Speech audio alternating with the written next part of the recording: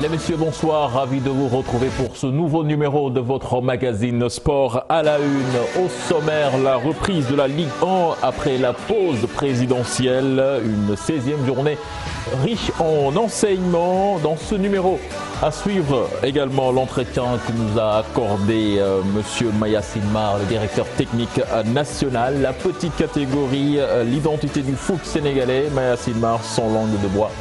C'est à suivre. Nous sommes au mois de mars, le mois consacré aux femmes. Prétexte pour nous de parler aujourd'hui du football féminin au Sénégal. Comment se porte-t-il? A-t-il un avenir reluisant sous nos cieux? On en parle dans ce magazine avec nos invités. Et puis les buzz du web, l'élimination du Paris Saint-Germain en Ligue des Champions et le retour de Zinedine Zidane au Real Madrid figure en bonne place. Ce sera avec Mamadou Ndiaye. On n'oublie pas les courses épiques. Ce sera avec Maillot Père. Voilà le sommaire de ce magazine. Tout de suite le développement.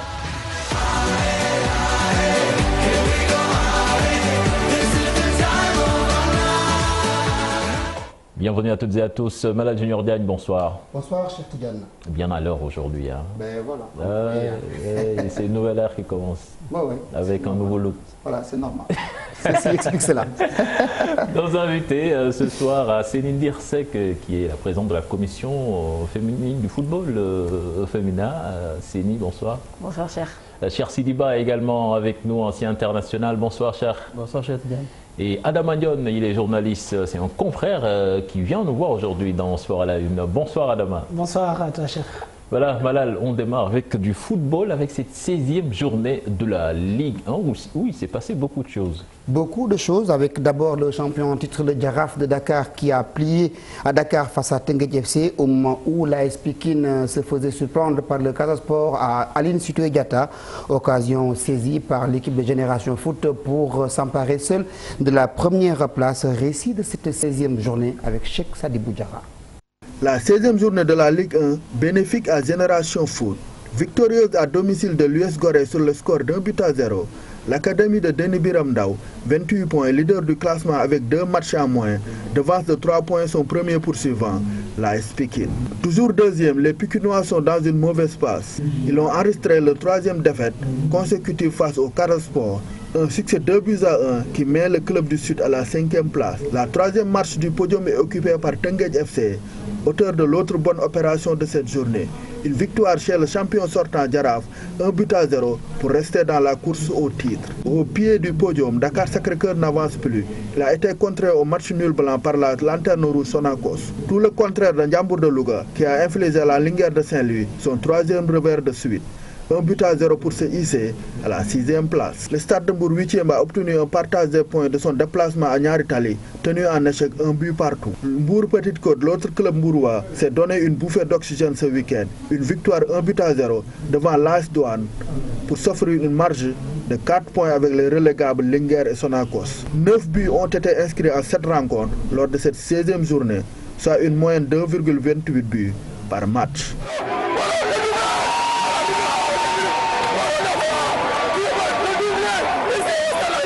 Merci à vous, cher Sadibou Diarra. On fera le point tout à l'heure. Du côté de Génération Foot, en marge des résultats sportifs positifs pour le moment, le club veut faire un bond qualitatif également sur le plan des infrastructures. C'est dans ce cadre que le stade de Denis Biram Ndao, le stade d'Ibi Diagne, a étraîné ses vestiaires flambant neufs. Là-dessus, nous écoutons les explications du président Madi Touré, interrogé par Mamadou Ndiaye.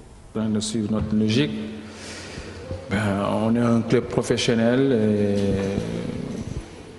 ce qui nécessite, je pense, plein de choses. Il faut mettre les joueurs dans d'excellentes conditions et puis pour qu'ils puissent ne pas avoir envie à aucun club, que ce soit en Afrique, que ce soit en Europe, parce qu'ils sont appelés à voyager.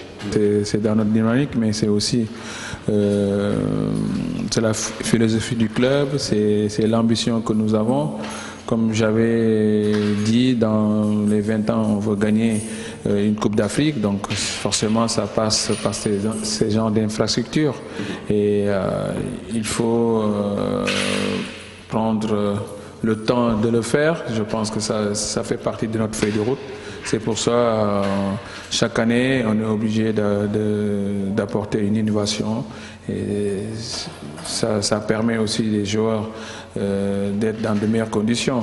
Donc, de l'autre côté, on était très loin entre les vestiaires et le terrain, et que maintenant on a un outil plus praticable qui nous permet de rassembler des équipes et surtout la sécurité des joueurs. Et que je pense qu'aujourd'hui on est tous contents d'avoir ce beau bijou. Et voilà, c'est un plaisir pour nous de le faire, et on est tous contents d'avoir vraiment des vestiaires dignes de ce nom. Voilà, Génération Foot qui se donne les moyens de recevoir en Afrique, si l'équipe parvient à se qualifier bien sûr pour la prochaine compétition. Malal, quand même, je pense que c'est des initiatives à saluer. À saluer, c'est des efforts en continu, sans relâche. À chaque fois, la direction pose un pas pour aller vers le professionnalisme, pour aller vers ce que l'on voit à travers le monde. C'est important. Donc je pense que ça devrait servir d'exemple aux autres équipes qui n'ont pas encore de terrain, qui n'ont pas encore d'infrastructures qui leur appartiennent. Je pense que c'est ça. C'est par cette voie-là que le football sénégalais devra passer pour aller de l'avant. Également, surtout dans ce contexte où le Sénégal peine à trouver un terrain qui répond vraiment aux normes pour jouer, si l'on sait que le stade Léopold Sédar Senghor est indisponible. Effectivement, moi je pense que par rapport à Génération Foot, c'est déjà une très belle initiative qu'ils ont décidé de prendre. Il ne faut pas perdre de vue surtout la vocation de cette entreprise sportive. Et voilà, c'est une académie dont la vocation est de former des joueurs et de les revendre. Certes, si on compare GF aux autres équipes, aux autres clubs sénégalais, peut-être c'est ce qui fait leur spécificité. Et du point de vue financier, peut-être qu'ils sont plus ou moins, en tout cas dans une meilleure situation que les autres. C'est la raison pour laquelle peut-être qu'ils ont la chance aujourd'hui de mettre cela sur pied. C'est une très bonne initiative. Peut-être que c'est la voie à suivre, on ne sait pas. Voilà, et puis Génération Foot, qui, rappelons-le, va inaugurer un lycée à Déni Biram Ndao. Ce sera le 21 mars prochain. Les résultats de cette 16e journée de Ligue 1, Génération Foot donc, qui s'impose devant l'US Gorée 1-0, NGB Stade de Mbour match nul, 1 but partout. Jaraaf Teungueth FC, ce sont les Rufisquois qui s'imposent 1-0.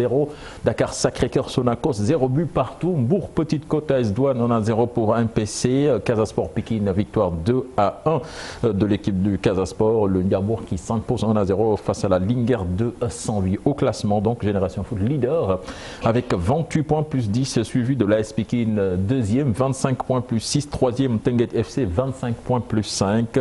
En bas de tableau, la Linguère de Malal Junior Diagne relégable avec 13 points, moins 8, 14e. Sonacos, 10 points, moins 12. Voilà, Malal Junior Diagne, là nous parlons de cette compétition qui s'est déroulée en Turquie avec nos U17 qui se sont vraiment illustrés. Ils se sont très bien comportés en Turquie à Antalya où ils ont remporté haut la main ce tournoi international. Les U17 coachés par Malik Daf qui préparent les prochaines séances ont tout raflé sur leur passage. Cheikh Sadibou Diarra. En plein pour l'équipe nationale U17 du Sénégal en Turquie. En 3 rencontres dans le groupe C, les protégés du sélectionneur Malik Daf se sont imposés 3 fois, le tout sans encaisser le moindre but. Pour leur entrée en liste, les Lionceaux se sont défaits des Nigérians 2-0, des réalisations de Pape Matar Sarr et Omar Diouf. Un succès qui donne beaucoup de confiance au Sénégal, qui écrase l'Angola 4-0 pour sa deuxième sortie. Pape Matar Sarr sur penalty, Babacar Diédhiou, Issaga Kane et Ahmed Saloum Kane également sur penalty sont les buteurs sénégalais. La supériorité des joueurs de DAF ne s'arrête pas à leurs homologues africains.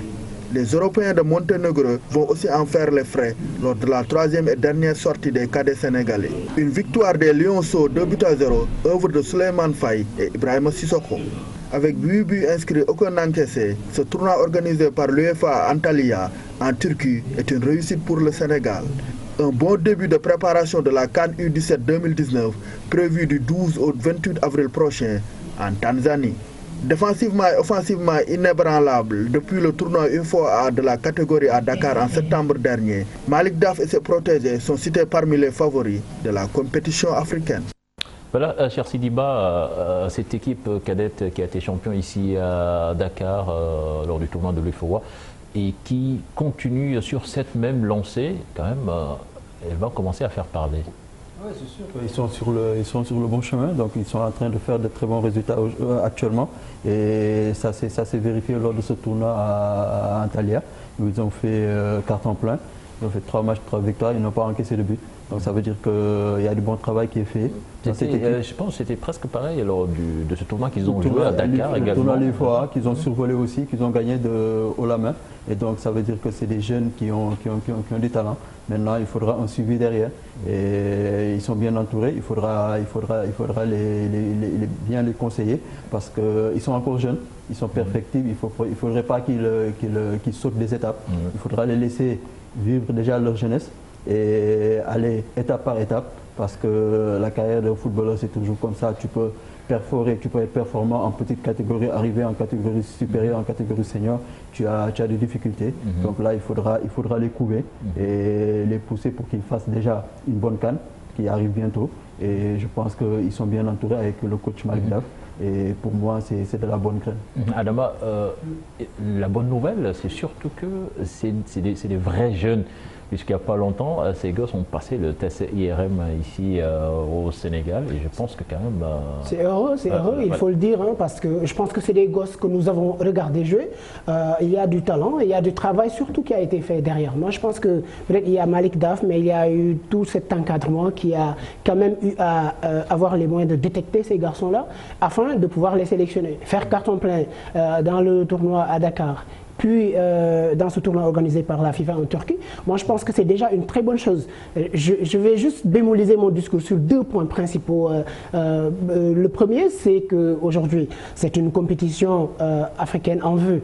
Malheureusement, est-ce qu'avec les tests sur l'âge, ce sera une forme, ça permettra d'uniformiser en tout cas toutes les équipes pour offrir plus de chances à cette équipe nationale du Sénégal. La deuxième chose, le deuxième bémol que j'aurai, c'est surtout par rapport à ce que nous devons, de manière globale, travailler par rapport aux équipes nationales du Sénégal. Vous vous rappelez la dernière édition de la CAN U20 avec ce mental qui nous fait tout le temps défaut et qui nous empêche de remporter des trophées majeurs. Je pense que si on franchit ce cap-là, ça peut en tout cas le faire. Et justement, le directeur technique national va en parler tout à l'heure. Mayacine Mar qui se livre à bâton rompu dans ce magazine. Le directeur technique national qui revient ici sur la bonne santé de la petite catégorie, l'identité de jeu de nos sélections, cette supposée polémique entre Aliou Cissé et Joseph Koto. Il s'est entretenu avec nos reporters Mamadou Ndiaye et Khadim Cissé. Qui explique la bonne santé chez les jeunes surtout, dans toutes les catégories? La première explication, d'abord, c'est le bon travail qui se fait au niveau des clubs. Je crois que ça, il faut le dire, au niveau des clubs et des structures de formation. Le deuxième, effectivement, c'est cette possibilité que nous avons, n'est-ce pas, à détecter les meilleurs, n'est-ce pas, donc à travers, pour sélectionner. Et ensuite, également aussi, ce qu'il faut dire, c'est que nous avons rompu, effectivement, avec cette habitude qui était de se préparer à 1 mois des compétitions. Aujourd'hui, nous avons nos centres de formation, donc qui est Centre Touba Pielao, n'est-ce pas, nous avons la possibilité de nous préparer autant que nous voulons.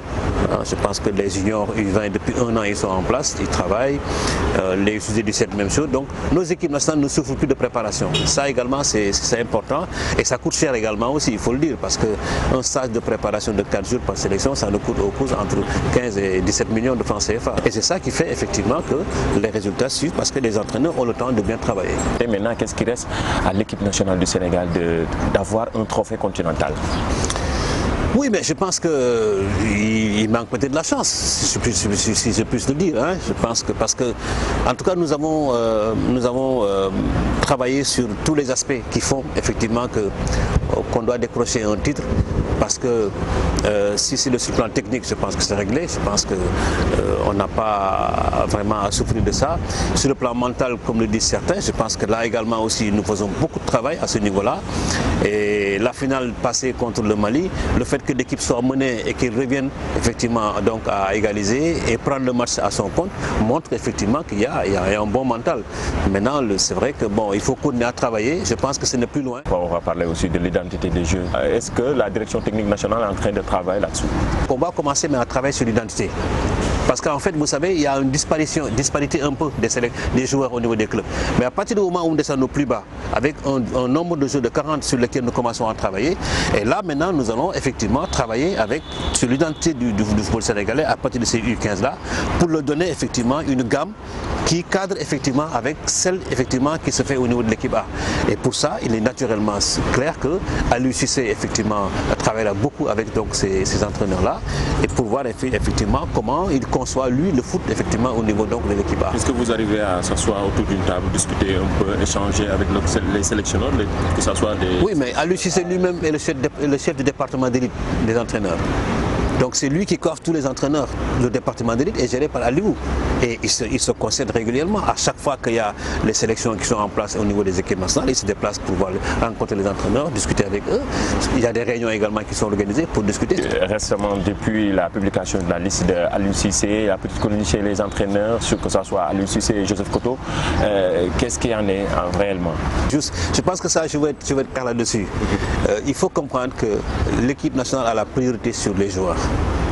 Donc aujourd'hui, Aliou, le sélectionneur, n'est-ce pas, il faut laisser le temps l'opportunité de juger s'il les garde ou s'il les passe à Koto. Hein, je pense que ce n'est pas une question d'autorité, hein, c'est des questions de principe. Mais cela n'empêche pas la discussion à l'interne. Est-ce qu'il y a une communication, un travail en amont, juste avant la publication de ces listes? Justement, c'est-à-dire que moi, mon rôle aujourd'hui, je l'assume. Et je pense qu'aujourd'hui, s'il était mal fait, je ne pense pas qu'on puisse avoir les résultats qu'on est en train de voir. C'est-à-dire que je fais mon travail qui est d'appuyer, de conseiller, de coordonner et de mettre mes entraîneurs dans d'excellentes conditions de réussite. Et de détecter. Et de détecter. Alors, il y a une seule liste de convoqués. Je pense que c'est celle de Aliou Cissé. Il n'y en a pas une autre. Je pense qu'il faut que, même s'il y avait d'autres. La liste de Koto. Mais il n'y a pas une liste de Koto. Il y a une seule convocation, c'est celle de Aliou Cissé, Mamadou. C'est celle-là qui est officielle. Et encore une fois, je reviens pour dire que l'équipe nationale est prioritaire sur les joueurs. Je crois que ça, je pense que quand même, il faut que le comprendre. Maintenant, il faut laisser la latitude à Aliou, n'est-ce pas, de juger l'opportunité de se passer des joueurs ou de les garder. Voilà, c'est Marc qui a dit beaucoup de choses quand même dans cette interview. Mais d'abord, on va démarrer par la petite catégorie, cher Sidiba. Qu'est-ce qui explique cette bonne santé de nos jeunes? Est-ce un travail de longue haleine de cette direction technique nationale ou bien il y a d'autres entités qui entrent en jeu? Ah, il y a d'autres entités qui entrent en jeu. Déjà, il faut citer les académies qui commencent à devenir nombreuses dans ce pays et des académies qui sont en train de faire du bon travail. Il y a aussi le travail de la direction technique, un travail de longue haleine qui commence à porter ses fruits. Mais je pense que c'est plus le travail des académies parce que quand on voit les sélections des jeunes, les sélections des petites catégories, on voit beaucoup de jeunes qui sont issus des académies.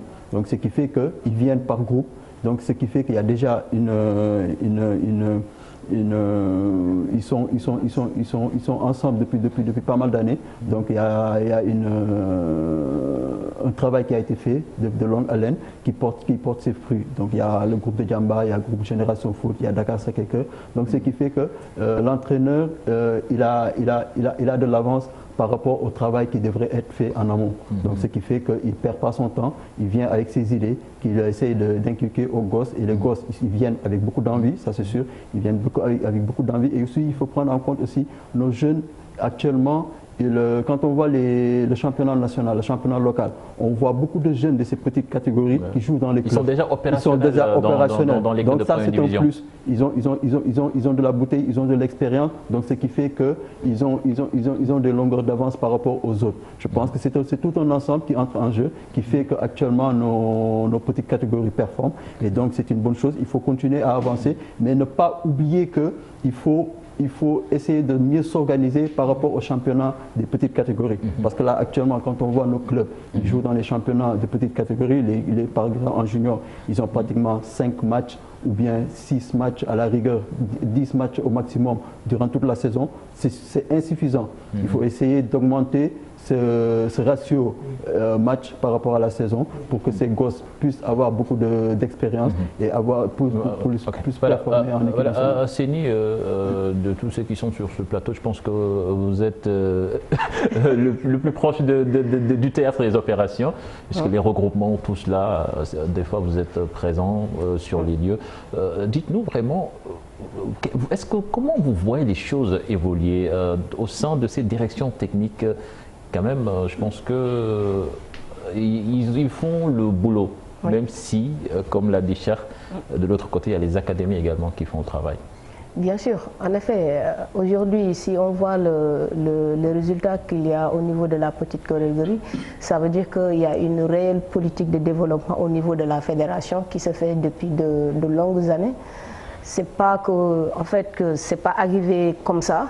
Donc ça veut dire qu'il y a un travail qui a été fait, même si aujourd'hui on voit que les académies poussent et mettent à la disposition de l'équipe nationale des joueurs qui sont aguerris, plus ou moins, parce que comme l'a dit Cher, ça facilite un peu le travail du coach. Ici, moi j'ai 4 joueurs qui me viennent de Galaxy ou 4 qui me viennent de Diambar pour la cohésion de l'équipe.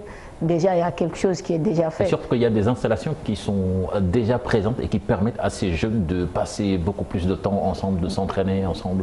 Bien sûr, si vous êtes dans les académies, on a eu à le voir tout à l'heure avec l'élément qui est passé sur Génération Foot. Mais je parle plus du temps de préparation à Toubab Diallo, tout ça, avec l'équipe nationale. Je pense que c'est un facteur important. Mais c'est très important parce que, en fait, les jeunes là ont commencé à être en regroupement depuis très longtemps. Depuis presque 1 an, les gens sont en train de les préparer pour cette CAN. Et, excuse-moi, et lors du tournoi IFOA, ils ont vraiment démontré que le travail qui a été fait et ils ont remporté ce tournoi. On a oublié tout à l'heure de dire, ils étaient au Maroc il n'y a pas longtemps aussi, ils ont gagné le tournoi, ils étaient invités là-bas. Donc tout ça là montre le travail qui est en train de se faire au niveau de la petite catégorie, que ce soit la fédération ou la direction technique nationale, mais notamment les centres. Mais là, Adama, est-ce qu'on se doit tirer le chapeau à ces directions techniques nationales avec ce travail qui commence à porter ses fruits? En tout cas, le moins qu'on puisse dire, c'est qu'il y a des résultats, en tout cas, qui sont en train de se dessiner. Parce que si Joseph Koto réussit à se qualifier, ce serait vraiment une très bonne chose, voilà, en quelque sorte, de voir toutes nos catégories participer à une Coupe d'Afrique. Et ça, c'est ce qu'on appelle, c'est des faits. Donc on ne peut pas ne pas souligner quand même la pertinence de ces faits-là. C'est des faits qui parlent. Maintenant, cher Sidiba et Seny, on parlait tout à l'heure de ce travail qui est en train d'être fait. Moi, je pense que tout à l'heure, lorsque je vous disais qu'il y a un travail qui est en train d'être fait derrière, par exemple, le coach Malik Daf ou en tout cas les autres sélectionneurs techniciens nationaux, je parle plus de la détection de ces talents-là, savoir avoir su les détecter au sein de ces centres de formation. Et ça, c'est plus le travail des académies. Effectivement, c'est la raison pour laquelle. Mais par rapport justement au talent intrinsèque, à cette valeur-là, est-ce qu'elle va être imputée comment dirais-je, à notre direction technique, ou est-ce que ce ne sont pas justement ces centres de formation qui sont en train vraiment de nous pourvoir de talent? Moi, je pense plus sur cette option. Parce que vous avez parlé tout à l'heure de cette composition. On sait que la plupart de ces joueurs sont issus de nos centres de formation. Mais quand même, il y a certains faits. Moi, je pense qu'il faut dire les choses telles quelles. Hein. Le directeur technique tout à l'heure, il a évoqué en tout cas cette organisation qui se fait autour de nos équipes nationales. Il y a des résultats, mais quand même, il faut reconnaître qu'il y a des efforts qui doivent être faits. Il y a des efforts, il y a des couacs qui persistent, et à mon sens, si nous voulons justement atteindre ce certain niveau de progression par rapport à nos équipes nationales, il y a un minimum de rigueur organisationnelle qui doit être fait. Et Malal, on déplore tout ce manque de compétition quand même au niveau local chez nos jeunes. Oui, moi je pense que les résultats positifs de nos équipes nationales de petite catégorie ne sont que la partie visible de l'iceberg. Je pense que tout le mérite, hein, moi je prends le risque, je dis tout le mérite des résultats des équipes nationales de petite catégorie revient à ceux qui sont du matin au soir sous le soleil en train de former, d'encadrer et de détecter cette génération-là. Et souvent, ces centres de formation, ces écoles de football, ces académies de football ne sont pas financées par la Fédération sénégalaise de football. Surtout. Et ces structures-là fonctionnent en fonction de leur propre, avec leurs propres moyens. Donc, ils prennent une pierre brute qu'ils polissent jusqu'à ce que ça devienne brillant et qu'ils mettent ça à disposition de l'équipe nationale du Sénégal. Maintenant, la fédération gagnerait à mettre en place un dispositif qui permettrait de les accompagner dès la détection de l'enfant jusqu'à son arrivée en équipe nationale. Parce que l'équipe nationale, c'est la vitrine. Mais une vitrine sans support solide, c'est rien du tout. Et le support solide, c'est ce travail fait par ces encadreurs-là, à Denis Biram Ndao, à Djambar, à Dakar Sacré-Cœur, à Oslo ou l'autre, Darussalam, Aspire. Parce que quand vous êtes en voiture souvent à Dakar, vous apercevez des encadreurs sous le soleil, avec un seau d'eau, 4 pots, encadrés une cinquantaine de gosses. Ces gens-là, on leur doit beaucoup, parce que c'est eux qui nous donnent la bonne graine. C'est eux qui sèment et qui encadrent la bonne graine pour qu'on puisse tirer le bon bois. Voilà. C'est une discussion que j'avais avec Talafal il n'y a pas longtemps. Il me disait que tout le monde parle de Génération Foot, Ismaël Assar, mais avant Génération Foot, il y a une autre équipe à Saint-Louis qui a fait le travail pour le gosse, jusqu'à ce qu'il puisse attendre Génération Foot pour vraiment appuyer sur ce que vous dites. Ces gens qui sont sous le soleil quand même méritent d'être vraiment aidés par nos autorités sportives. Et par rapport aussi, Diawo, à ce que Maïssim Mar a dit, quand il dit qu'il n'y a pas de liste de Koto. On y reviendra. C'est un scandale, hein? On y reviendra. Mais d'abord, on va parler de cette histoire d'identité. On a des jeunes qui sont en train de faire de bonnes performances, mais quand même, on dit que ce football sénégalais manque d'identité. Alors, cher Sidiba, comment est-ce qu'on peut inculquer à nos sélections cette identité est-ce dire vraiment d'abord que ce football en manque? Pour moi, je pense que chaque équipe nationale, chaque catégorie a sa propre identité. Est-ce que c'est normal ça? Pas du tout. Je pense que pour tout football qui se respecte, pour tout football performant, tout football doit avoir une identité commune pour toutes les catégories.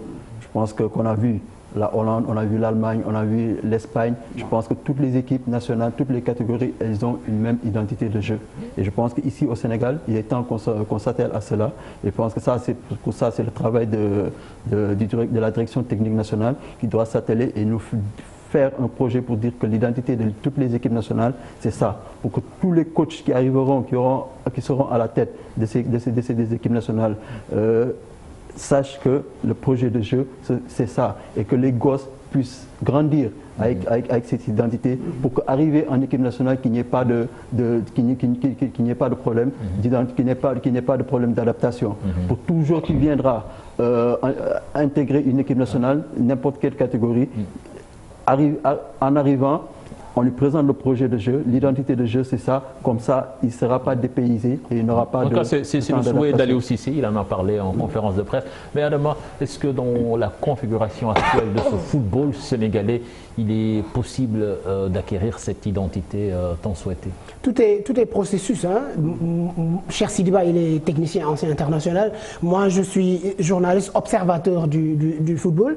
Mais le point de vue que j'ai par rapport à ça, c'est que tout dépend en tout cas des hommes qui sont en place et par rapport au talent qui est disponible. Chercher une identité, ça ne se crée pas du jour au lendemain. Hein. C'est tout un processus qui doit avoir duré, par exemple, des années. Les différents sélectionneurs qui se sont succédés sur le banc de l'équipe nationale du Sénégal, à chaque fois que quelqu'un vient, il amène une nouvelle vision. Aujourd'hui, on reproche à Aliou Cissé d'avoir une équipe trop défensive. Amara Traoré, il a fait quelques années à la tête de l'équipe nationale. Il a eu de bons résultats et c'est une équipe qui était plutôt offensive avec un 4-2-4 légendaire. Maintenant, aujourd'hui, est-ce que on peut dire que nous avons un football offensif ou un football défensif? C'est ça le véritable problème que nous devons, à mon sens, régler. Mais je pense qu'on n'en a pas. Actuellement, quand je parle de configuration actuelle de ce football, on sait que notre équipe nationale est composée en grande partie de binationaux. Ici, on a des jeunes qui partent très vite, à 18 ans. Quand même, ils sont déjà dans le monde professionnel, mais est-ce qu'il est facile dans ce contexte de chercher une identité, de créer une identité à ce football? Mais oui, vous voyez par exemple l'équipe du Barça, les joueurs qui la composent n'ont pas été formés tous au centre du Barça. ils se sont adaptés au projet de jeu. Si le gamin est bien formé, bien encadré dès la petite catégorie, il est comme une couleur blanche, capable de s'adapter à toutes les autres couleurs.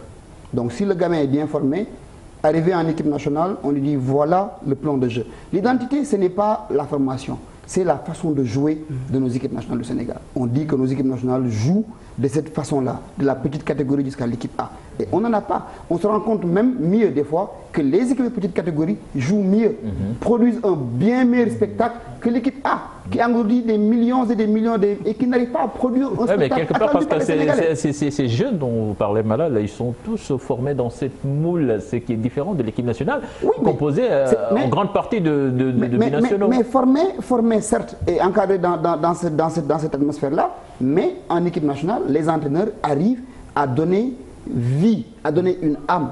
Regardez l'équipe de Youssouf Dabo. Par exemple, vous parlez du Barça.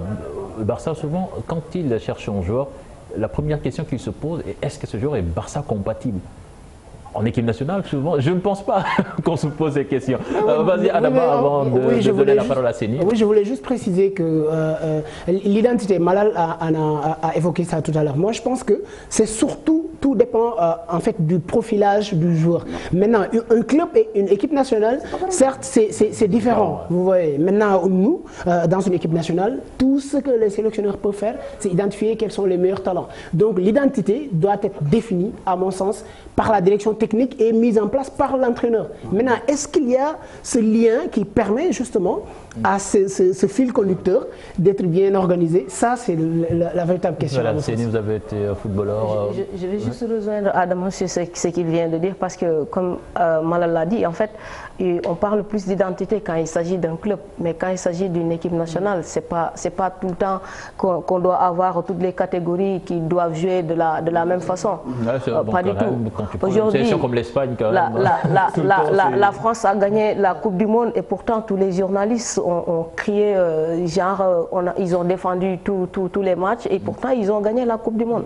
Donc l'identité de jeu, c'est de défendre et d'être performant. Mais ça, c'est l'identité de Deschamps, parce qu'il joue à son image. Mais aujourd'hui, si vous allez... en fonction des joueurs qu'il a voilà, aussi. Si vous allez au niveau de la sélection des U23, c'est pas la même chose, c'est pas pareil. Donc, tout dépend du sélectionneur et des hommes qu'il dispose. Donc, là, on peut parler d'identité de jeu. Par exemple, s'il y a la direction technique nationale qui met en place une identité et qu'on commence à formater les jeunes dès le bas âge, ça, on peut dire que oui, on a une identité. Et là, arriver en équipe senior, en collaboration avec le coach, mais tout dépend des joueurs qu'on a à sa disposition. Si on n'a pas les joueurs qu'il faut pour faire un 4-4-2 ou un 4-3-3, ça va être difficile de le faire. On va faire selon ce qu'on a. Non, je pense que c'est ça que j'ai dit depuis le début. J'ai dit que c'est depuis la petite catégorie, depuis le bas âge qu'on doit avoir une identité propre à notre équipe nationale. Et ça doit être dans toutes les catégories. Parce qu'actuellement, quand on voit dans les pays développés en Europe, dans chaque pays a sa propre identité de jeu. Donc les gosses doivent être formatés avec une propre identité de jeu, par exemple pour le Sénégal. Par exemple, aujourd'hui, quand on prend nos joueurs binationaux qui arrivent chacun arrive de son dans un club bien précis. On ne peut pas venir ici au Sénégal et dire qu'on va jouer comme l'Inter, on va jouer comme le Barça, on va jouer parce que c'est un mix de joueurs qui arrivent. Donc quand on a notre propre identité de jeu, tous les joueurs qui arriveront en équipe nationale, ils vont s'adapter à la propre identité du Sénégal. Ils ne vont pas s'adapter à l'identité de jeu de l'Inter ou bien à l'identité de jeu de Marseille ou bien Paris. Ils vont s'imprégner de l'identité de jeu du Sénégal. Et donc ça, au fur et à mesure qu'il y aura des stages, au fur et à mesure qu'il y aura des matchs, et c'est là que les joueurs vont être formatés et vont avoir en tête l'identité de jeu propre du Sénégal. Arriver dans leur club, ils vont s'adapter à leur club. Arriver au Sénégal, ils devront s'adapter avec l'identité du jeu du Sénégal. Aujourd'hui, en fait, au niveau de l'équipe nationale, il n'y a pas que des binationaux. Il y a les Ismaïla Sarr, il y a les Sadio Mané, Idrissa Gana Gueye. Chacun évoluait dans une entité. Ceux qui sont à Génération Foot n'ont pas la même identité que ceux qui sont au niveau de Djamba. Donc déjà, au niveau déjà de leurs équipes, c'est pas la même identité. Donc moi je pense que quand on arrive en équipe nationale, c'est au coach de mettre en place une toile de fond. Voilà. Et puis par rapport aux joueurs qu'il a, il essaie d'appliquer. Mais ça va être difficile de dire voilà, il va falloir avoir une identité aujourd'hui et les joueurs qui vont arriver vont s'adapter à ça, quoi. C'est comme si en fait on crée en fait comment on dit ça? Et en plus l'identité, est-ce que c'est simplement les joueurs? Parce qu'il y a également les coachs. Par exemple, si on prend l'exemple de l'Ajax d'Amsterdam, l'Ajax, c'est une équipe qu'on connaît ultra joueuse. Mais quand même, cette équipe de l'Ajax qui a ému le monde du football cette semaine, je pense qu'il n'y a que 4 joueurs qui ont été formés à l'Ajax. C'est des joueurs qui ont été recrutés. Mais n'empêche, ils se sont fondus dans cette philosophie. Et je pense que là, l'entraîneur, quand même... c'est le travail du coach. Moi, je pense que pour le cadre de l'équipe nationale du Sénégal, au lieu de parler d'identité, ce serait trop compliqué et très difficile à mettre en place. Il faudrait que l'on parle de philosophie de jeu. Quelle est la philosophie des jeux? Comment le Sénégal... Oui, il y a une très grande différence. Il y a une parce que quand on parle d'identité, c'est un travail qui doit se faire de la base au sommet. On n'a pas le temps, avec les objectifs qui ont été fixés à l'équipe nationale, on dit qu'on doit aller gagner la Coupe d'Afrique en Égypte. Pour ceux qui ont déjà été en Égypte pour une Coupe d'Afrique, ce n'est pas une mince affaire. Gagner en Égypte devant le peuple égyptien, c'est très, très difficile. Ensuite, les équipes nationales d'Afrique se sont mises à niveau. Même Madagascar joue bien maintenant. Même Madagascar joue avec une philosophie très claire. On reste derrière, on ferme la maison et on fait des contre-attaques. C'est très clair. Quand tu vois Madagascar jouer, c'est très clair. C'est pareil, la Zambie a gagné la Coupe d'Afrique avec... Oui, tout à fait. En 2012 déjà, après avoir battu le Sénégal d'entrée 2-1. Moi, je pense que c'est une question plus ou moins délicate. Aujourd'hui, on parle de... Voilà, il ne faut pas qu'on fasse non plus l'amalgame entre ce que nous pouvons considérer comme l'identité d'un club de football et une équipe nationale. Vous avez évoqué l'Ajax d'Amsterdam. Oui, l'Ajax, c'est un club qui se base essentiellement sur de jeunes joueurs. Mais il faut aller au-delà. Il faut parler de l'équipe nationale des Pays-Bas. Comment joue-t-elle souvent? On parle d'une équipe qui est le reflet en quelque sorte de la légende Johan Cruyff. On parle de l'équipe nationale d'Allemagne qui a très souvent joué avec un jeu physique, des longues passes, etc. On a souvent identifié l'Espagne comme une équipe joueuse. Je pense que c'est justement ce que vous voulez et surtout, par rapport au Sénégal. Et surtout que cette équipe du Pays-Bas dont vous parlez, je pense que le meilleur résultat de cette équipe, c'était durant ces 10 dernières années, c'était cette finale en Afrique du Sud. Et pourtant, cette équipe s'est régnée.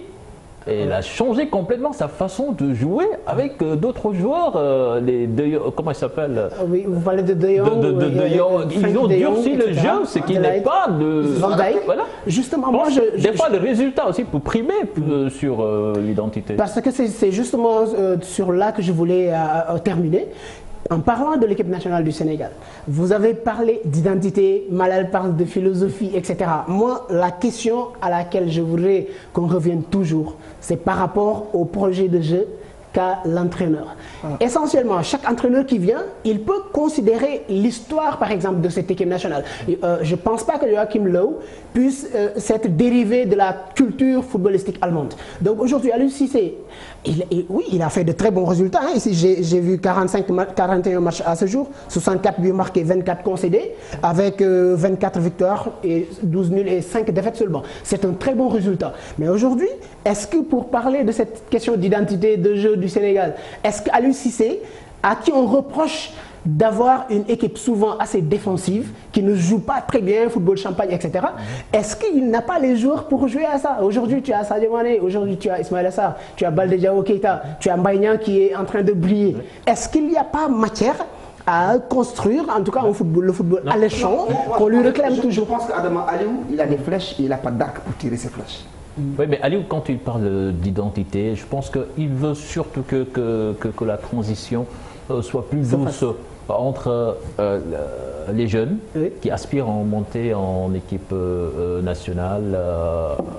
U23 et en sélection. Il a très bien fait, hein, il faut le souligner, cher. Il a très bien fait d'avoir, pour cet ultime match contre le Madagascar, il a très bien fait de sélectionner certains jeunes qui sont là. Moi, je pense que c'est déjà une bonne chose. Justement, vous nous tendez la perche. Malal en parlait tout à l'heure. Deux jeunes qui ont été sélectionnés. Il s'agit du gardien Diali et Crépin. Certains ont dit que il parle de ceux qui sont dans l'équipe nationale U23. Voilà, des joueurs qui chevauchent actuellement entre ces deux sélections. Surtout. Et comment il s'appelle? Mayacine nous dit que Koto n'a pas de liste. Ça veut dire que Koto n'a pas convoqué ses... C'est un scandale. C'est mon ami, mais c'est un scandale. Comment ça, un scandale? Oui, parce que Koto est un entraîneur nommé à la tête de l'équipe nationale U23. Absolument. Qui a des échéances en vue, qui se bat pour se qualifier. L'équipe nationale A est déjà qualifiée. Le match contre le Madagascar et le match contre le Mali comptent pour du beurre parce qu'on est déjà qualifié. Battu ou gagnant, rien ne changera. À l'UCC, il prend des joueurs de Koto. Maïssimar, en disant ce qu'il vient de dire, il prend la défense. Ce n'est pas des joueurs de Koto, c'est des joueurs de l'équipe nationale qui peuvent jouer dans la sélection de Koto. Mais est-ce qu'ils ont été sélectionnés par Koto? Si Crépin et Kobali sont sur la liste des joueurs retenus pour aller disputer ces deux matchs-là avec l'équipe nationale U23, ça veut dire que la direction technique a validé que ces jours-là ont reçu une pré-convocation. Ça veut dire que donc, en tout et pour tout, ces jours-là ont reçu deux convocations. Une convocation de l'équipe nationale U23 et une convocation de l'équipe nationale A. À l'UCC, Mayacine ne doit pas dire qu'il n'y a pas de liste de Koto. Oui, mais quand même, je pense que là, quand même, il se pose un gros problème de compréhension, puisqu'il y a des joueurs qui sont supposés être en regroupement pour préparer cette double confrontation face à la Guinée. Oui, bien sûr, parce que je pense qu'il y a eu un problème de communication entre Mayacine, Aliou et Koto. Et je pense que c'est quelque chose qui devrait être fait bien avant la sortie des deux listes. Je pense que Mayacine, qui est le maillon central de toute la direction technique nationale, il devrait avoir sur sa table les deux listes.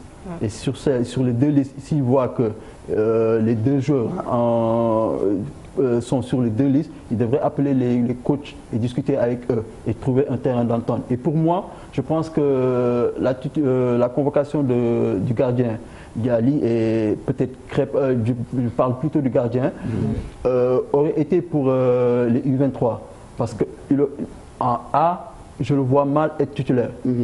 Peut-être il va pour gagner de l'expérience, pour se frotter aux professionnels comme Gomis, Mendy et tout ça. Mais il gagnerait plus à être avec les U23 parce que là, il pourrait être titulaire et jouer et gagner en expérience. Or que là-bas, il va pour les séances d'entraînement et pour gagner de l'expérience, pour côtoyer ce qui se fait de meilleur dans le football. Et surtout que les doubles confrontations Sénégal-Guinée, c'est souvent très très chaud. On se rappelle, Adama, que lors de cette dernière Coupe du Monde, Deschamps a expressément dit qu'il ne voulait pas voir Mbappé et Ousmane Dembélé à la CAN U20. Que le Sénégal avait d'ailleurs disputé, mais il y avait la Coupe du Monde derrière à jouer. Mais là, quand même, comme l'a dit Malal, c'est deux matchs qui comptent pour du bord. Est-ce que le débat devrait se poser? Oui, c'est un véritable débat qui mérite d'être posé. Moi, il faut clarifier une chose. Nous avons différentes catégories d'équipes nationales. Il y a une direction technique qui est là, en quelque sorte comme un dénominateur commun à ces équipes nationales-là. L'équipe nationale A, elle prime sur les autres. Ça, c'est connu. Mais non. Est-ce qu'il faudrait... Qu'est-ce qui s'est passé pour que, par exemple, effectivement, j'en viens, Malal. Justement, étant donné que l'équipe nationale A est prioritaire, toujours sélectionné en équipe nationale A ne peut pas être ou ne devrait pas être appelé dans une autre équipe nationale. Ça, c'est connu. Maintenant, est-ce que, compte tenu des réalités, est-ce qu'il ne faudrait pas faire une sorte de listing, définir les priorités, etc. En France, vous avez parlé de la France. Avec les équipes nationales françaises, Bernard Diomède avec les U20, Ripoll avec les U23, Deschamps avec les A, etc. Eux, ils tiennent des rencontres périodiques sous la coupole de la direction technique nationale. Là aussi, je suppose que ça se fait au Sénégal. Sur ce cas-là, on a doute fort. C'est un manque de communication terrible. Ça devait même pas apparaître sur la place publique. Ça. Malal, je conclue. Effectivement, il a raison. Normalement, il y a un véritable problème de communication qui s'est posé. Et à mon sens, la meilleure façon de régler cette mini-crise, une communication de crise voudrait quand même que les responsabilités soient assumées, qu'on dise clairement à l'opinion que voilà, il y a eu un problème de communication qui s'est posé, ce qui a été à l'origine de ça. Parce que normalement, on ne peut pas, deux sélectionneurs ne peuvent pas convoquer 2 jours en même temps. C'est pas possible. Donc il y a un problème qui s'est posé, il faut l'assumer, justement. De la CENI? En effet, il faut l'assumer. Moi, je pense qu'en fait, que quand Mayacine dit il y a une seule liste, c'est-à-dire qu'il y a une seule convocation qui a été envoyée à ces jours-là. Il n'y a pas de convocation que ce soit Koto qui envoie. Il ne parle pas de convocation CENI, il parle de liste. C'est juste, moi je le comprends comme ça. Je ne sais pas de le défendre, mais quand il dit il y a une seule liste, c'est-à-dire en fait que si on envoie une convocation aujourd'hui à Crépin, on ne va pas dire c'est Koto ou c'est Aliou Cissé. Il est juste convoqué pour venir jouer en équipe nationale. On précise. Oui. On précise. Oui, on précise. On précise, vous êtes sélectionné dans telle catégorie pour telle compétition. Mais ici, on voit que sur la liste de Aliou Cissé qui sont dedans. C'est là où il y a le problème. Et cher, un autre fait qui met à défi, ce que je suis désolé de le dire, un autre fait qui met au défi la direction technique, c'est que Koto, il a fait une sortie dans la presse déplorant, en tout cas plus ou moins, le fait que Crépin Diatta et Djaliko Baldé Ndiaye soient sélectionnés au niveau de l'équipe nationale A. Et ça, c'est un problème. Et est-ce qu'il devait sortir dans la presse pour en parler ou pas? Je ne sais pas. Mais ce qu'il faut dire, c'est qu'il y a eu un réel problème. Et ces dédouanements, en tout cas, ça ne passe pas. Ça ne passe pas. Il faut que les responsabilités soient assumées. Il y a un problème qui s'est posé. Véritablement, pour le régler, il faut l'accepter. C'est ça. En tout cas, beaucoup ont appelé la sélection de Crépin en équipe nationale A. Mais sur ce coup-là, je pense que quand même... l'équipe olympique a besoin de lui également. On a le temps pour ces 2 gamins-là. On a le temps largement de les amener en équipe nationale. Koto a besoin de ces 2-là pour avoir une équipe forte capable d'aller défier la Guinée sur ses terres et venir jouer à Dakar. Tout à fait. Et ne pas oublier aussi que Koto, parmi tous les entraîneurs qui sont au Sénégal, est le seul qui a eu à aller jusqu'en demi-finale d'une Coupe du Monde. Donc on lui doit respect. Ce monsieur-là, petit de par la taille là, on lui doit respect, c'est un grand monsieur. On va continuer Manal justement, Crépin, Diatta et compagnie qui certainement vont fouler cette pelouse de Stade Lat Dior. Thiès qui se prépare à accueillir l'équipe nationale. Déjà avec un CRD annoncé ce mardi pour donc les besoins de la préparation de cette rencontre, mais à Thiès, les populations, les sportifs et autres acteurs sont tout chauds à l'idée d'accueillir ces 2 sorties de l'équipe nationale du Sénégal les 23 et 26 mars à Thiès au Stade Lat Dior qui a été tout récemment rénové. Retour donc sur la mobilisation et les préparatifs avec Cheikh Anta Diop et Seylatir. Est en pleine préparation pour abriter un grand événement sportif, la rencontre Sénégal-Madagascar prévue le 23 mars prochain. Comptant pour les éliminatoires de la Coupe d'Afrique des Nations 2019, tout Thiès est mobilisé. D'abord, c'est une bonne chose. Thiès a le grand mérite d'abriter de grands événements à l'instar, par exemple, de cette rencontre. En tant qu'infrastructure, à Thiès, je crois que nous sortons de certains travaux. Thiès doit pouvoir abriter justement cette rencontre. On ne peut pas centraliser le tout à Dakar. Notre pays, le Sénégal, obéit justement à un espace très vaste, très significatif. Thiès invite ce tout globalisé à venir à ce rendez-vous du sport, du football que la ville de Thiès abrite. André Cissé, délégué médical et grand sportif, pour lui, les Thiessois vont saisir l'opportunité pour voir de plus près leurs résidents. C'est une grande fierté pour les Thiessois, surtout pour la jeunesse thiessoise, afin que les jeunes puissent voir de visu le comportement de nos grands joueurs de dimension internationale tels que Sadio Mané, Kalidou Koulibaly, Diao Baldé Keita. Ce sera une fierté pour la jeunesse thiessoise, au moins pour une fois que les matchs internationaux se jouent au niveau des régions. Je pense que c'est une bonne politique et que ça doit se poursuivre à l'avenir. Parce que chaque fois, les matchs se jouent à Dakar.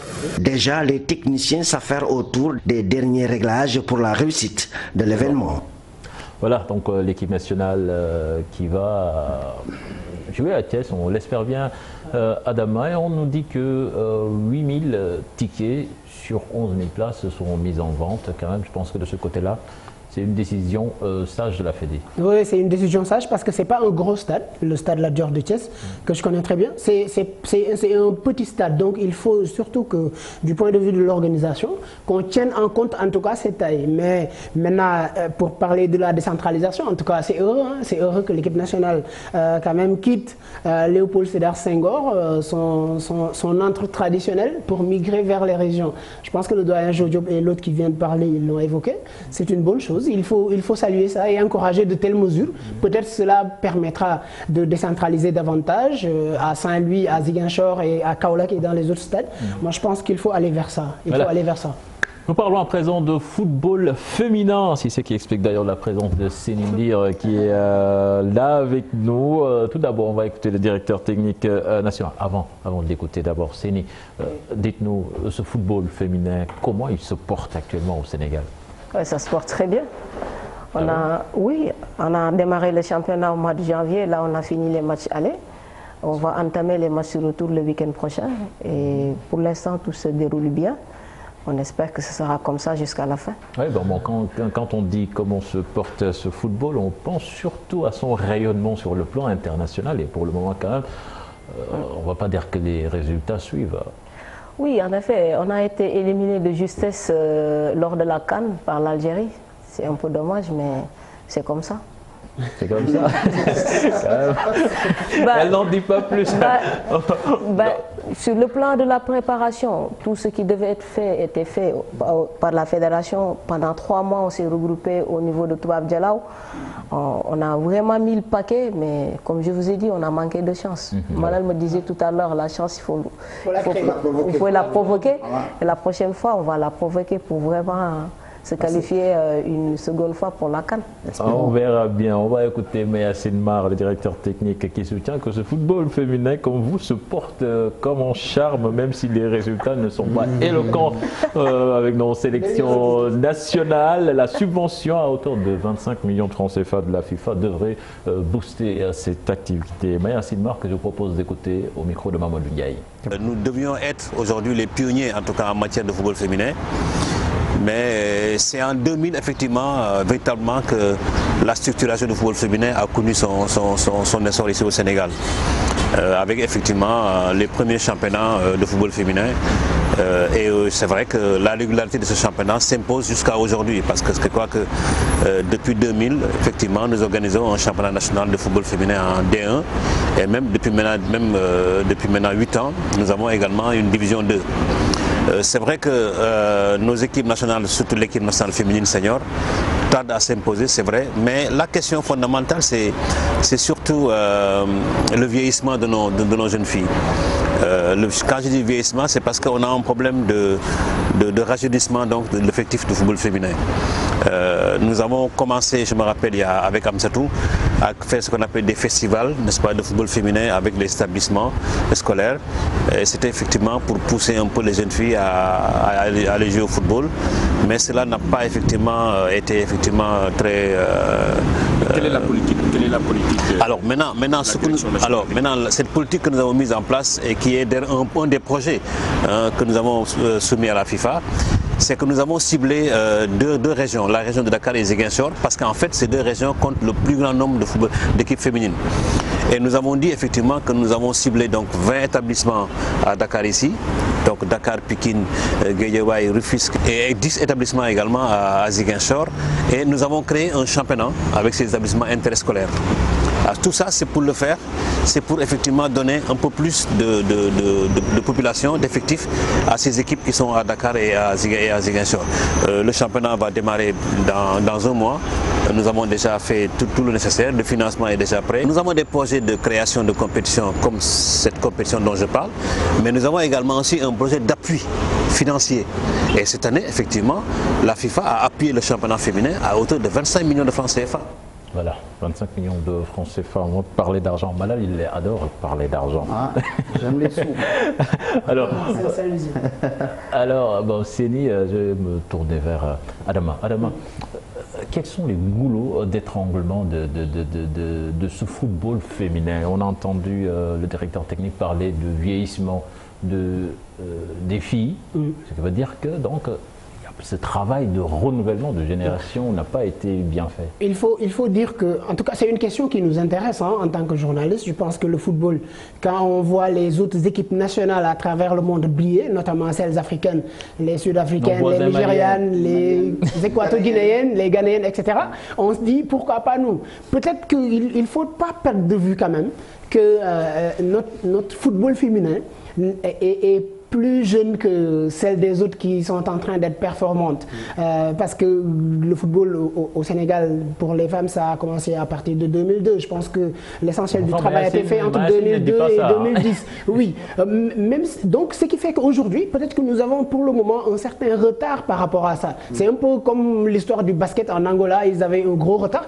Seulement, à la différence des Angolais, nous, peut-être, en tout cas, l'énergie qui devait être déployée pour régler ce problème-là, peut-être ça tarde jusqu'à présent. L'irrégularité du championnat, le directeur technique a parlé de l'âge des filles, etc. Mais aujourd'hui, est-ce que les filles au Sénégal, est-ce qu'on les initie dès le bas âge à la pratique du football en particulier? Peut-être ça, c'est un peu le problème. Et à mon sens, ça ne peut pas être un résultat qui sort du néant comme ça. Il faut tout un processus, il faut le travail de formation, il faut des championnats réguliers par rapport aux différentes catégories, il faut des participations régulières à certains, en tout cas à certains tournois. Séni, vous avez été actrice dans ce football. Aujourd'hui, vous êtes dirigeant. Alors, dites-nous vraiment, quel est le problème de ce football? Qu'est-ce qui l'empêche de faire un grand bond qualitatif en avant? Bon, comme l'a dit Adama tout à l'heure, après notre génération, après la qualification de 2012, on a eu un peu de mal à changer, à renouveler les équipes. Parce qu'il n'y a pas une formation qui se fait à la base. La plupart des filles vont commencer à jouer à 15, 16, 17 ans et ça pose un problème. Donc peut-être c'est le moment aujourd'hui au niveau des clubs que les gens forment. Mais il n'y a qu'une seule catégorie, c'est du pêle-mêle. Il y a une catégorie senior et tout le monde joue dedans. Donc, avec le programme qu'on est en train de faire avec le Forward, comme il a dit Mayacine, on va travailler avec les écoles pour essayer un peu de créer un certain engouement, augmenter par la même occasion le nombre de licenciés et en même temps essayer de créer quelque chose au niveau de la base et essayer de former. Donc, attends, cher Sidiba, est-ce qu'il ne se pose pas un problème de morphologie? Parce que souvent certains disent que les filles sénégalaises, naturellement, elles ont tendance à être coquettes. Voilà, elles sont des jongoma. Elles ont tendance à être coquettes. Non, par rapport aux Maliennes, aux Ghanéennes. Non, pas du tout. Ça c'est juste des stéréotypes que les gens ils ont, qui pensent. Est-ce que ça n'existe pas vraiment? Pas vraiment. Il faut venir vérifier tous les week-ends. On joue au stade Alassane Djigo le samedi. Et le dimanche matin, vous allez vous rendre compte que c'est des braves filles qui ont le physique qu'il faut pour jouer au football. Hein. Oui, non, ça on sait. Et jouer au football, moi, je pense que la question de Cher, elle a du crédit. Elle a du crédit.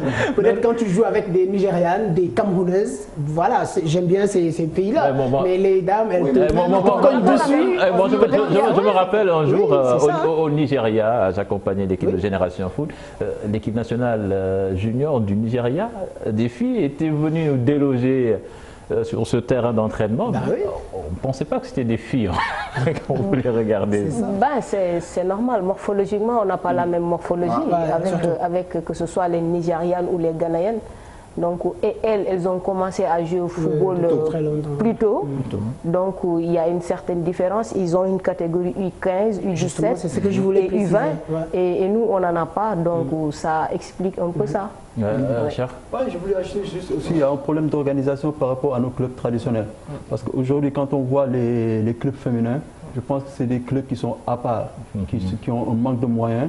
Aujourd'hui, on ne voit pas des clubs comme par exemple le Jaraf, la Douane, avoir une section féminine. Qui ont des sections féminines qui peuvent aider le football féminin à se développer.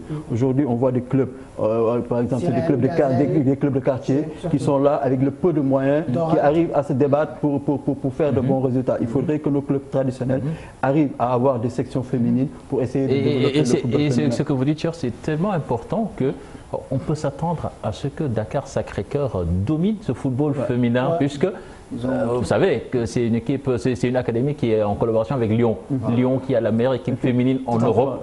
Donc, et les Lyonnais, souvent, je ne sais pas, peut-être qu'ils se sont dit que est-ce qu'on ne va pas piocher, peut-être qu'on trouvera la perle rare là-bas.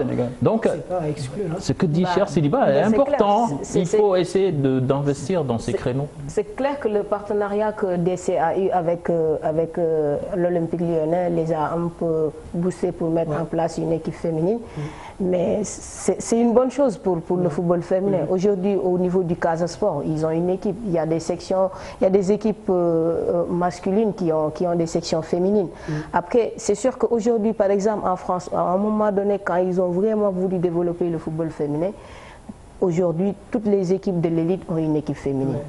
Et ça permet de booster parce que aussi, comme l'a dit Cher, c'est des équipes qui sont dans des quartiers qui n'ont pas de moyens. La plupart, c'est une ou deux personnes qui font tout. Et chaque jour, même après l'entraînement, il faut aller dans le quartier pour quête de transport. Donc c'est juste pour vous dire qu'en fait, les équipes ont des difficultés. Après maintenant... Voilà, une autre question, Cher, vous, au lieu de vous investir chez les dames, vous êtes allé au niveau du mini-foot, c'est ça. Mais quand même, ce football féminin, quelque part, est-ce qu'il ne manque pas d'expertise? Par exemple, en France, quand même, qui est une nation forte dans ce domaine. On voit des gens comme Reynald Pedros qui entraîne Lyon, Roger Lemaire qui a entraîné l'équipe et Chouafni. Mais ici au Sénégal, on dirait que ce foot féminin, ça concerne une tierce personne et ça s'arrête là. Mais ces gens-là sont venus au niveau du football féminin quand il y a eu des résultats. Avant, il n'y avait que Liocel qu'on voyait qui était entraîneur de l'équipe de France pendant je ne sais pas combien d'années. Oui, mais quand même, ils ont suivi le progrès. Oui, mais Bergeron aussi qui a... Mais c'est après, c'est quand il y a eu des résultats. Avant 2011, tu ne vas pas voir tous ces coachs-là au niveau de l'équipe féminine de France. La France a vraiment décollé en 2011 lorsqu'ils ont été jusqu'en demi-finale de la Coupe du Monde. Ça a créé un certain engouement. Conjugué avec l'affaire Naïsna, du coup, ça a un peu boosté le nombre de licenciés, le nombre et l'équipe nationale. Et après, à ce moment-là, la fédération a compris qu'il fallait vraiment miser avec les filles. Et c'est à ce moment-là qu'ils ont commencé. Peut-être nous, le jour où on va gagner la Coupe d'Afrique, les gens vont mettre le paquet. Vous gagnerez plus à essayer de rendre plus populaire ce football féminin en organisant certes le championnat qui concerne l'élite, mais en essayant peut-être d'organiser, comme le fait le beach soccer, des compétitions dans les régions pour booster et créer un peu de l'engouement. Sans doute vous allez découvrir des joueuses un peu partout, des gens qui sont comme Mbappé, d'autres qui sont comme Ruge Borsong à travers le pays. Ben, ça, nous, on avait essayé de le faire avec notre association Lady Storm. On avait organisé des tournois dans les quartiers, où les matchs se jouaient vraiment dans les quartiers, parce que ce qu'on voulait en organiser ces tournois dans ces quartiers, c'était vraiment de permettre aux parents de voir leurs filles jouer. Parce que la plupart, comme l'a dit Cher tout à l'heure, quand on entre dans le football, les gens pensent que c'est pour les hommes. Le foot, les femmes peuvent aussi jouer au football. C'est ni. Écrivez un projet, mettez un budget. Voilà, on le fait tout le temps. Et nous, on va aller taper à la porte de Senghor, Maître Augustin. Il va financer ça. Il y a l'argent, il y a l'argent dans ce foot féminin. Il faut faire le projet. Senghor, il finance. Toutes les équipes sont prises, tous les transports sont payés par la Fédération sénégalaise. Donc ça, c'est le minimum. Et ça, si vous êtes une équipe, vous allez jouer à Saint-Louis, en Casamance, on vous prend en charge. Je pense que le reste, l'équipe peut se débrouiller. Voilà, mais Cher, est-ce que vos amis quand même peuvent apporter leur expertise à ce football qui demande à se développer quand même? Oui, bien sûr, parce qu'en fait, il ne faut pas faire la distinction entre football féminin et football masculin, c'est juste du football. Et là, le problème, je pense que c'est juste un problème d'organisation. Il faut avoir une vision globale du football sénégalais. Actuellement, si le championnat local n'arrive pas à attirer du monde, ce n'est pas le football féminin qui attirera du monde. Ça, il faut le dire. Il faudra une réorganisation de tout le football local pour qu'au moins qu'il y ait des locomotives pour notre football. Au moins qu'on sache que le championnat local est la locomotive du football sénégalais. Le championnat local arrive à attirer du monde. Et en organisant des matchs du championnat local, on essaye d'incorporer un match de championnat féminin.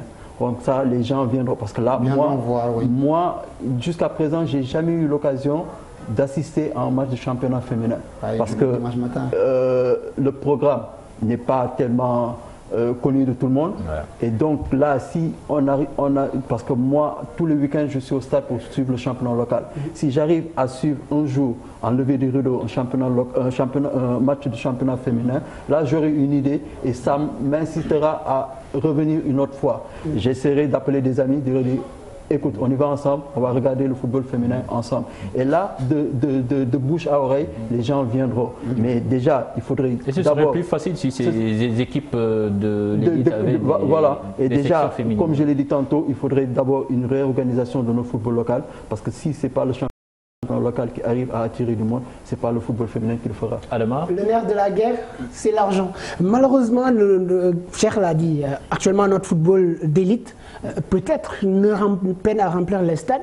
C'est la raison pour laquelle peut-être ça se répercute sur les équipes nationales féminines, sur le football féminin. Mais je pense que si, par exemple, si on n'a pas d'argent, on peut aussi avoir des stratégies. Aujourd'hui, est-ce que la fédération, par exemple, c'est une fois demandé, pourquoi ne pas exiger, en tout cas exiger entre guillemets, hein, parce qu'exiger c'est un peu trop fort, peut-être demander à certains clubs, en tout cas d'avoir nécessairement, en tout cas une équipe de football féminin.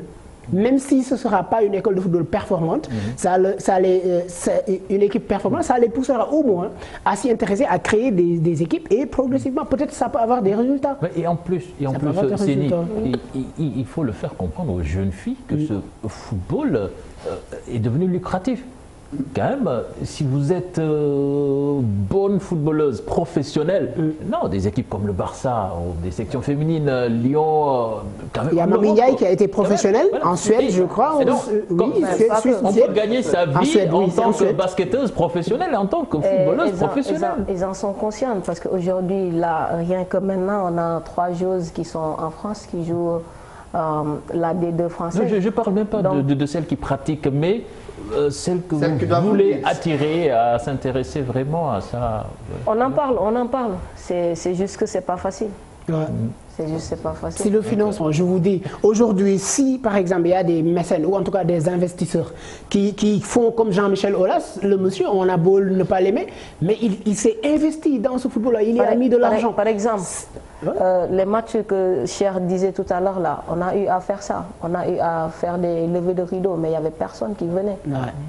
Peut-être la communication en amont, il n'y a personne qui venait. Les gens commençaient à venir au moment où le match des garçons commence.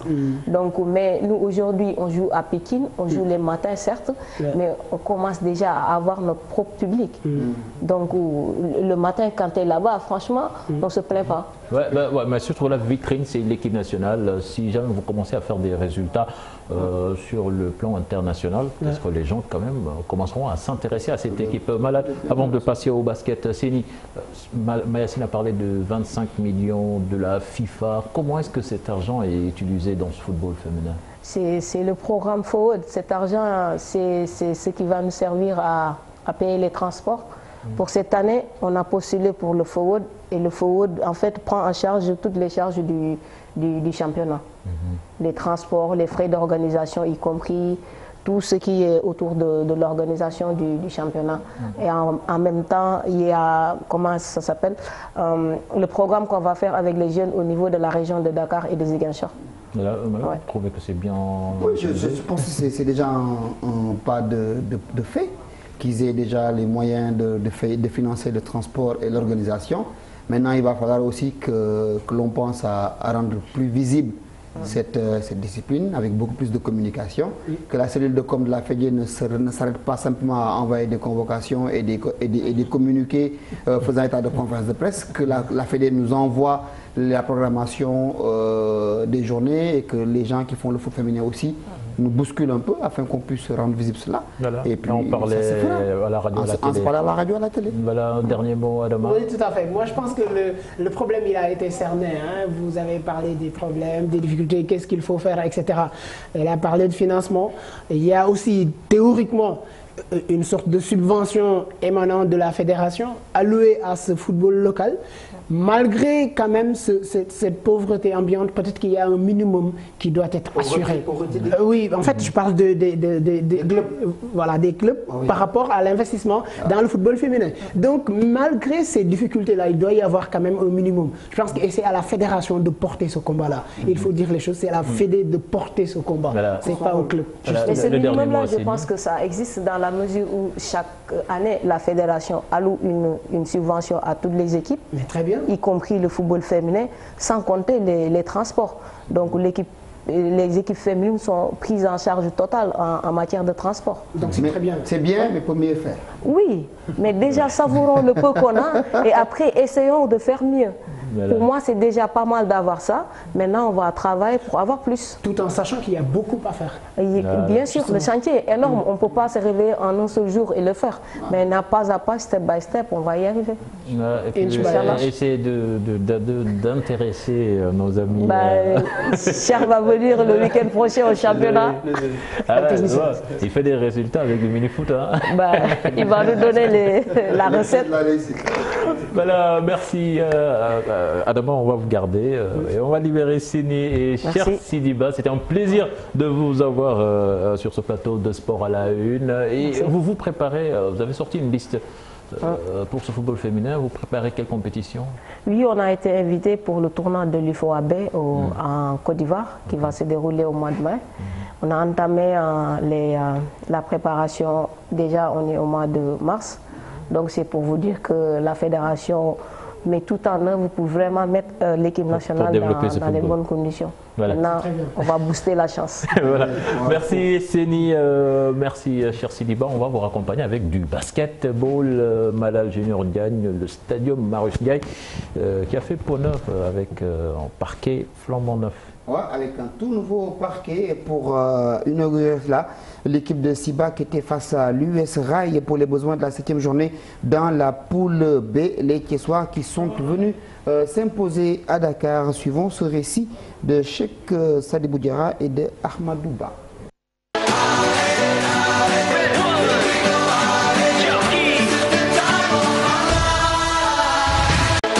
l'US Rail bat Sibac au bout du suspense. Une victoire d'un point, 59 à 58, après prolongation sur le nouveau parquet de Marius Ndiaye. Un long chassé-croisé remporté par le Thiessois à l'usure. Il n'y a pas de grande différence entre les deux équipes depuis 3 années. Nous partageons le même objectif. C'est pourquoi le duel a été serré. Nous avons bien défendu avec un jeu rapide en attaque pour pouvoir s'imposer. Cette victoire en appellera d'autres, car nous n'envisageons pas de jouer les playdowns, malgré les difficultés que nous rencontrons à Thiès. En tout cas, nous allons tout donner. C'est normal parce que nous, sur Thiès, on n'a pas les moyens. Coup d'arrêt par contre pour Sibac, qui évoque un manque d'expérience. Aux victoires suivent les défaites. Cet échec vient après 3 succès. Donc nous allons continuer nos entraînements pour la suite. Nous avons perdu aujourd'hui sur quelques détails et le manque d'expérience de quelques joueurs, des juniors qui viennent d'intégrer l'effectif. Marius Ndiaye a traîné un nouveau parquet lors de cette rencontre à la grande satisfaction des basketteurs. C'est une bonne nouvelle. L'ancien parquet constituait un handicap. C'était un adversaire en plus. Donc aujourd'hui, nous nous réjouissons du nouveau parquet qui est une source de motivation. C'est une bonne chose. Aucun basketteur n'a glissé durant la partie comme on en voyait autrefois. Nous espérons voir ce genre de parquet partout au Sénégal pour le bien-être du basketball. Avec 11 points après sa victoire, l'US Rail intègre le trio de tête de la poule B du National 1 masculin. Sibac de son côté reste scotché au ventre mou du classement avec 9 points. Les résultats de la 7e journée dans la poule A, Uzo, HLM Basket Club 65-40, victoire de l'Uzo, Douane, Gia, les Gabelous qui s'imposent 67-43, ICTS Asfa, ce sont les militaires qui gagnent 68-64, Saint-Louis Basket Club, Tomba Basket Club, victoire des Saint-Louisiens 76-50 dans la poule B, Mermoz, AS Ville de Dakar 50-54, ce sont les Dakarois de l'AS Ville de Dakar qui s'imposent. Sibac Rail, victoire des Thiessois 59-58. Saltigué Louga Basket Club, victoire de Saltigué 55-47. Et l'UGB, ça c'était le choc de la journée. L'UGB Duc, victoire du Dakar Université Club 60-54. Au classement donc, dans la poule A, l'AS Douane leader avec 13 points, suivi de l'USO 13 points également. Troisième ASFA 12 points. Quatrième Saint-Louis Basket Club 11 points. Dans la poule B, le Dakar Université Club est leader avec 13 points, suivi de Louga Basket Club 11 points, troisième Rail 11 points, quatrième Mermoz 11 points. Malal, chez les filles également, on a joué la 8e journée. Avec Debaloc qui s'est imposé devant Saltigué 67-54. L'AS Ville de Dakar qui a battu US EPT 73-28. Je pense qu'on dit du sept. Moi je dis US EPT. Moi c'est comme ça que je fais tous les jours. Isexport qui bat l'UGB 65-47. Le Giraffe qui domine les Flying Stars de la Padoie 56-43.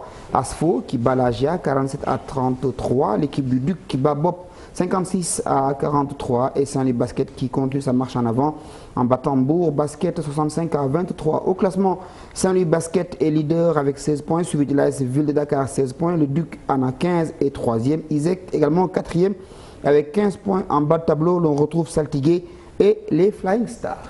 Merci Malal Junior gagne le football européen à présent marqué par le doublé de Sadio Mané qui maintient Liverpool au contact de Manchester City. La Juve, le Barça font pas de plus vers le titre de champion. Mamadou Ndiaye pour les détails.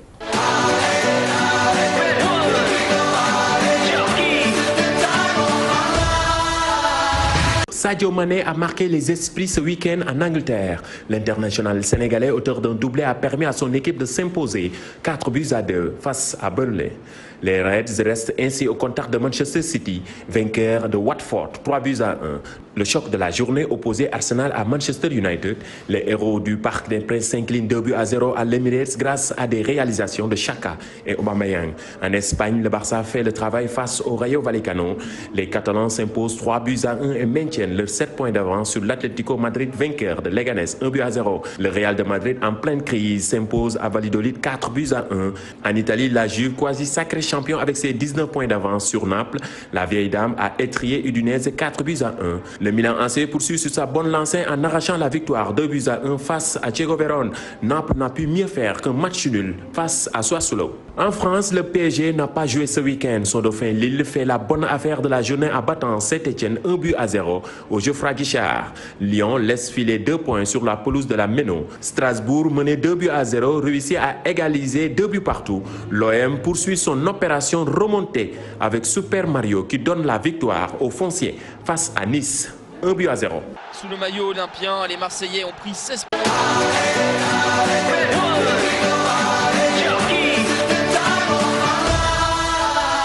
Mamadou Ndiaye nous a rejoint sur ce plateau ainsi que Madiop Madiop maa ngi lay nuyu. waaw Cheikh Tidiane Ndiaye nuyu naa la nuyu Malal Junior Diagne ak Mamadou Ndiaye. ak suñu ki nga xamante ni moom lañu dalal tey. Adama gan gi Adama ak téléspectateurs yi nga xamante ni ñu ngi seetaan. Voilà Mamadou Ndiaye, l'actualité qui fait le buzz actuellement sur le web. C'est le retour de ZZ, Zinedine Zidane au Real Madrid.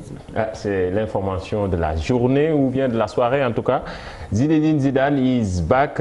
Zidane a rejoint la Maison Blanche et l'information a fait le tour du monde cet après-midi.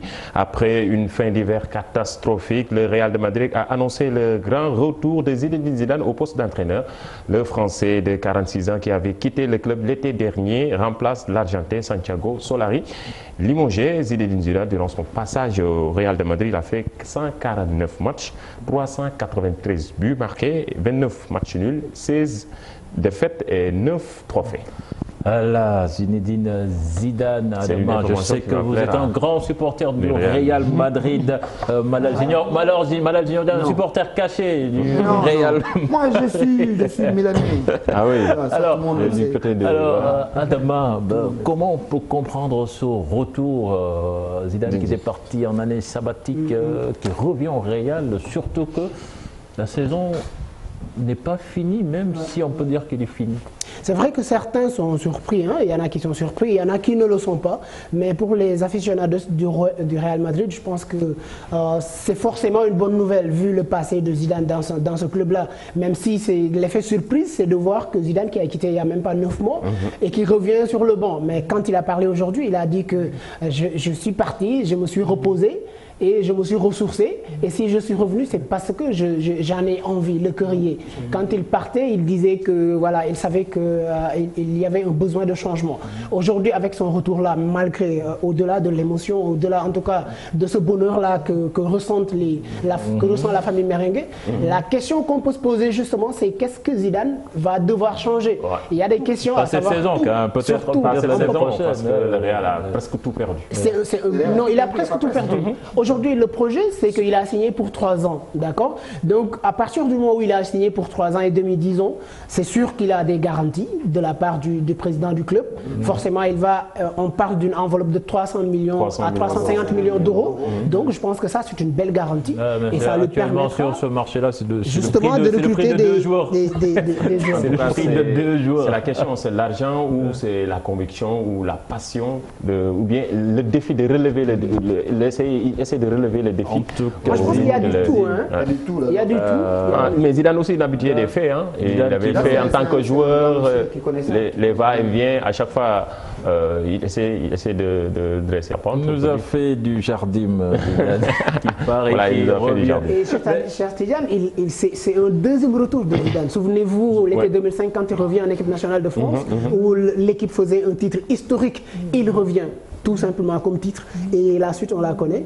Pourquoi ne pas que ça soit encore de la même chose? En tout cas, l'avenir nous le dira. Remontrer à cette une légendaire, mais sachez, ami merengue, que cela ne va pas cacher votre saison. Ça, c'est le Blaugrana qui parle. Votre saison calamiteuse. Oui, la saison du Real, elle est finie. C'est une saison à oublier. Ethiopia, là, bon, là, quand même, une moins bonne nouvelle. Ethiopian Airlines, ce crash qui a fait parler ce week-end avec un officiel kényan parmi les victimes. Oui, un ancien dirigeant du football kényan parmi les victimes, le football africain en deuil, suite au crash de l'avion de l'Ethiopian Airlines qui reliait Addis Abeba à Nairobi ce dimanche. Parmi les 157 victimes figure en effet Hussein Salawe, on peut dire, c'est son nom, ancien secrétaire général de la Fédération kenyane de football. Selon les médias locaux, le dirigeant avait officié. Il avait officié comme commissaire du match de la Ligue des champions africaine entre Ismaïla et le TP Mazembe. Le score du match, c'était 1 but partout. C'était le vendredi en Égypte et il avait pris ce vol pour rentrer chez lui. Un avion qui tombe, souvent ça amène beaucoup de choses. L'ONU qui a fait également lourd tribut dans ce crash d'avion. On va parler dans notre crash, mais c'est une équipe de football qui a crashé en 8e de finale. Encore une fois, le Paris Saint-Germain sorti à ce stade de la compétition et le jeune défenseur Kimpembe qui a réagi. Oui, une énième défaite à ce stade de la compétition en 8e de finale de la Ligue des Champions, battu 3-1 par Manchester United. Sur une vidéo bien montée, bien préparée, le défenseur il s'est interviewé lui-même. Il s'est interviewé lui-même, a expliqué sa déception. On peut regarder l'élément. La colère des supporters, je m'en rends compte, je la comprends et surtout je l'assume. Mon ressenti depuis le match de mercredi, c'est beaucoup de déception, beaucoup de haine. Et forcément, ça met encore en travers la gorge, tout comme les supporters, tout comme l'équipe. Et voilà, pour pouvoir avaler ça, ça va être compliqué. C'est un match qui forcément reste dans les têtes, mais qu'il va falloir oublier pour le reste de la saison. Une sortie qui lui a valu des remontrances. Oui, tout à fait. C'est vrai qu'il faut dire que c'est un peu cruel quand même, surtout un jeune de son âge. On le voit avec les mains sur le visage. C'était très triste, c'était très cruel. Malheureusement, c'est tombé sur lui. Même s'il a parlé de suffisance, disant qu'ils ont négligé ce match, je pense que ça n'a pas très plu à son entraîneur. Oui, effectivement, parce que c'est une sortie critiquée par les dirigeants. Et surtout, ils ont considéré que c'est une mauvaise communication selon les anciens du club. il risque même une sanction. Lui, actuellement, c'est l'ennemi numéro 1 du Paris Saint-Germain. Il s'agit de Patrice Evra. Par contre, il ne faut pas qu'on lui fasse porter le chapeau à Kimpembe. Le problème, ce n'est pas Kimpembe. Il ne faut pas qu'on lui fasse porter le chapeau. Le problème, c'est tout le groupe. C'est tout le groupe. Tout le groupe. Evra, sous la menace d'une plainte. Ah oui, Patrice Evra, même éloigné des terrains, le Français trouve toujours le moyen de faire parler de lui. Après son show au Parc des Princes, une vidéo partagée sur les réseaux sociaux et ça a créé une polémique. Et même le club parisien a porté plainte contre lui. Il avait fait une vidéo. Il a fait une vidéo le dimanche dernier pour confirmer cela, mais aussi avec toujours le Evra Show. Regardez.